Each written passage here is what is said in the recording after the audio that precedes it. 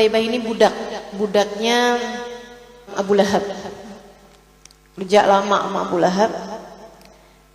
Sebagai budak, hal paling dia inginkan adalah kebebasan dirinya, tentu saja.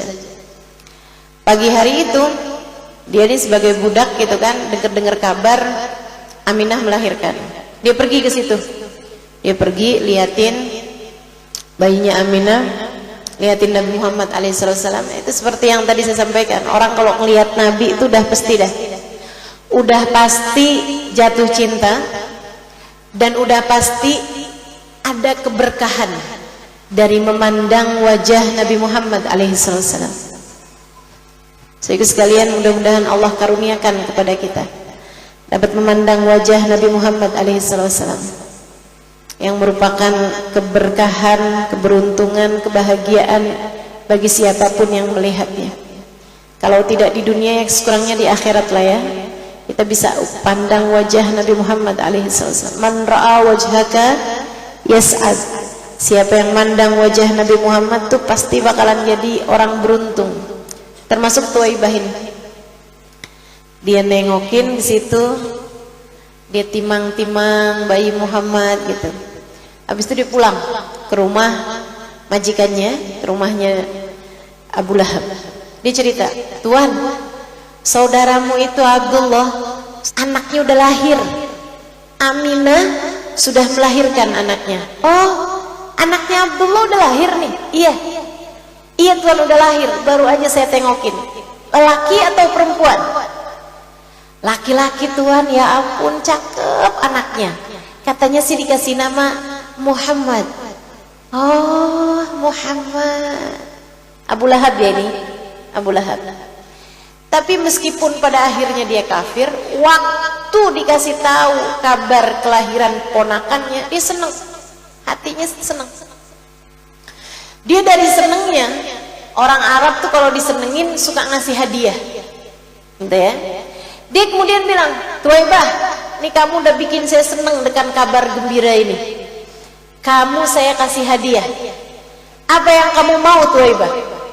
Tuwaibah sebagai budak, ya udah pastilah yang paling dia inginkan, "Tuan, kalau emang seperti itu, berikan hadiah kepada saya ini, bebaskan saya wahai Tuan."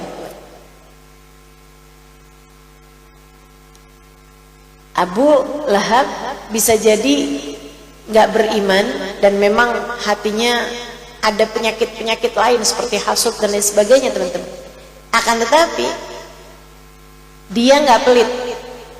Jadi begitu diminta, "Bebaskan saya," nggak langsung hitung nih duitnya nih. Daripada dibebasin, mendingan saya kasih baju baru, saya kasih ini. Karena nih kalau nggak saya bebasin nanti saya jual nih, dia laku nih sekian puluh juta. Nggak gitu mikirnya. Ya, mudah-mudahan Allah karuniakan kepada kita juga hati yang penuh dengan kedermawanan, insyaallah. Mau ngasih, mau melakukan sesuatu nggak hitung-hitungan ya. Abu Lahab begitu diminta, "Atik nih ya Sayyidi, kalau gitu bebaskan saya wahai Tuan." Langsung Abu Lahab bilang, "Karena kabar gembira yang kamu sampaikan kepada saya wahai Tuwaibah, kamu saya merdekakan." Waduh, gila. Berkah nih memang. Nih anak nih kecil-kecil nih bawa berkah nih.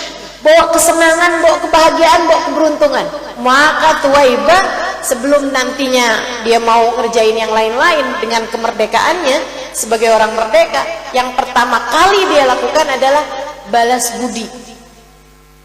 Balas budinya sama siapa? Sama Muhammad kecil. Apa yang dia lakukan? Datang ke rumah Aminah, kemudian bilang, "Aminah, kamu yang santai. Saya sekarang ini akan berbakti, akan khidmah kepada anakmu ini." "Oh Tuwaibah, kenapa gitu?" "Karena gara-gara dia nih saya dibebaskan sama Tuhan saya." "Oh, Abu Lahab bebasin kamu sekarang?" "Iya, dan sekarang saya mau ngurusin dia. Aminah, kamu tenang aja." Maksudnya yang mandiin, yang bikinin apa buat Aminahnya juga gitu ya, masak-masak, beres-beres, bersih-bersih. "Udah Aminah, kamu tenang aja, saya yang akan urusin semuanya, karena saya mau balas budi sama Muhammad kecil ini." Sallallahu alaihi wa ala alihi wa sahbihi wasallam. Beruntung teman-teman saya sekalian. Thayyibah. Dan ini nih yang disebutin sama Habib Umar juga dalam maulid ini ya, tentang Thuwaibah ini dibebasin sama tuannya karena memberi kabar gembira dengan kelahirannya Nabi Muhammad SAW. Sehingga sekalian saya muliakan, Abu Lahab ketika dengar kabar lahirnya Nabi Muhammad itu dia seneng banget, sampai dari senengnya dia bebasin budaknya yang membawa kabar gembira tersebut. Atas lahirnya Nabi Muhammad SAW. Habisnya itu apalagi ketika udah dewasa Nabi Muhammad jadi seorang nabi, dia orang kafir. Saudara sekalian, Abu Lahab kafir. Dan kekafirannya dinas sama Allah SWT dalam Al-Quran. Kata Allah, tabbat yada Abi Lahabin wa tab. Celakalah dua telah celaka. Magnan humalu wa makasab. Enggak manfaat hartanya, enggak manfaat anaknya. Saya serana alam dat Lahab bakalan masuk dalam api neraka yang berkobar-kobar. Wa imra'atuhu, barengan istrinya juga kebawa semua tuh. Hartanya enggak berkah, anaknya enggak berkah, istrinya enggak berkah, semuanya bakalan masuk neraka. Naudzubillah min dzalik. Akan tetapi saudara sekalian saya muliakan, ini diceritakan dalam Bukhari ya, dalam kitab Al-Bukhari, kitabnya Imam Bukhari, diceritakan hadis ini teman-teman saya sekalian dari Sayyidina Abbas, paman Nabi Muhammad SAW, saudaranya Abu Lahab. Satu waktu cerita sama Nabi Muhammad SAW, ya Rasulullah, al-barihah ra'aitu akhi, tadi malam saya ngimpi saudara saya Abu Lahab. Abu Lahab belum meninggal, adiknya nih ngimpi cerita kepada Nabi Muhammad. Adiknya Sayyidina Abbas beriman kepada Nabi Muhammad SAW. Dia bilang, saya tadi malam ngimpi saudara saya Abu Lahab. Gimana ngimpinya? Saya ngimpi dia itu dalam kuburnya. Saya tanya, kaifa halaka ya Abu Lahab, bagaimana kabarmu wahai Abu Lahab? Gimana nih kabar ente dalam kuburan? Abu Lahab jawab, ana fi bisal hala ya akhi. Aduh, saya nggak enak nih dalam kuburan, nyesel saya. Kenapa nggak beriman memponakan kita tuh? Emang saya waktu hidup bawaan hasut mulu sama dia, bawaan kesel mulu sama dia gitu. Kesel.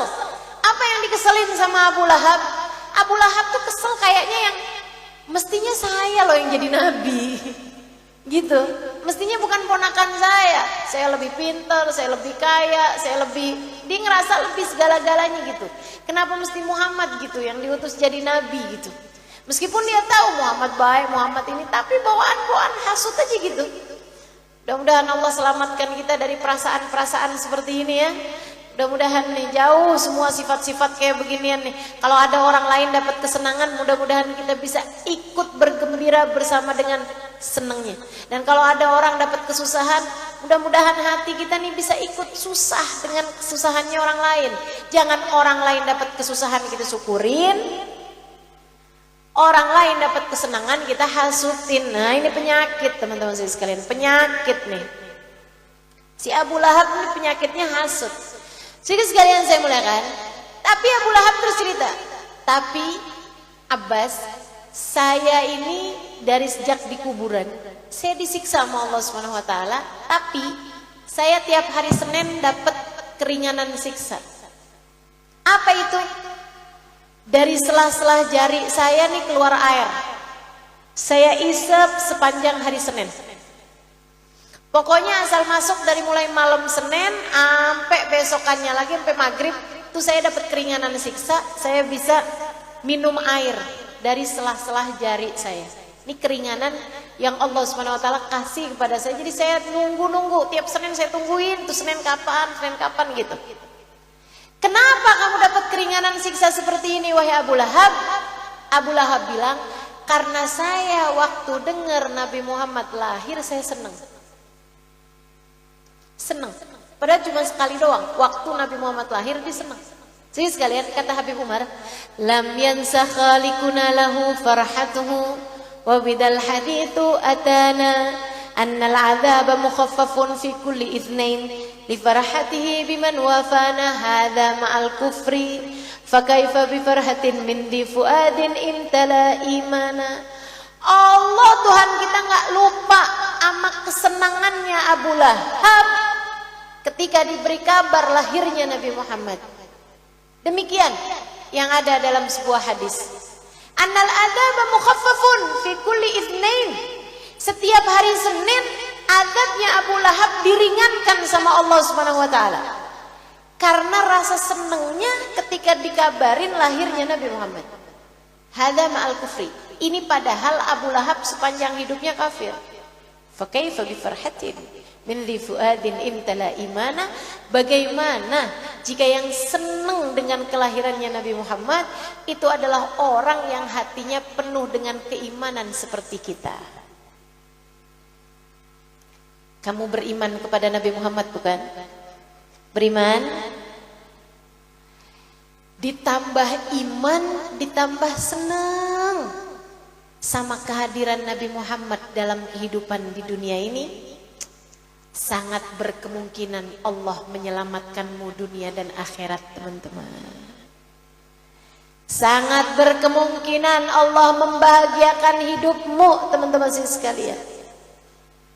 Hadirkan Nabi Muhammad dalam hatimu. Cintai Nabi Muhammad sebisamu mencintai seseorang.